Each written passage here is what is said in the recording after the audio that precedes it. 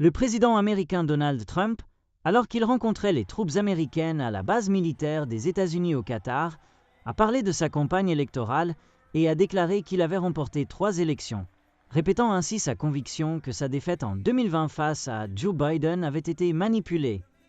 Certaines personnes veulent que nous fassions un 4e mandat, poursuit-il, ajoutant « Je dois y réfléchir ». En fait, Trump et ses alliés ont continuellement évoqué la possibilité de se présenter pour un 3e mandat, bien que la Constitution américaine l'interdise.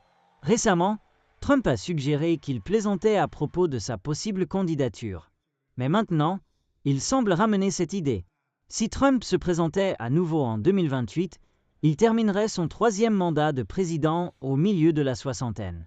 Depuis que le 22e amendement de la Constitution des États-Unis a été ratifié en 1951, aucun président américain n'a défié la limite des 2 mandats.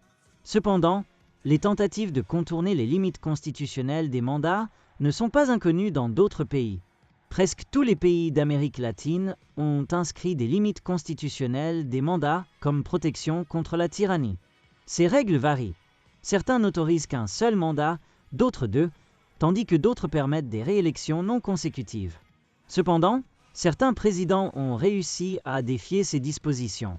Des exemples récents incluent Daniel Ortega au Nicaragua, Hugo Chavez au Venezuela, Evo Morales en Bolivie, Rafael Correa en Équateur et Nayib Bukele au Salvador. Bien que les normes institutionnelles et les cultures politiques de ces pays diffèrent de celles des États-Unis, l'examen de la manière dont les limites des mandats ont été levées offre des connaissances précieuses sur la façon dont des tentatives similaires pourraient se développer de la part de Trump.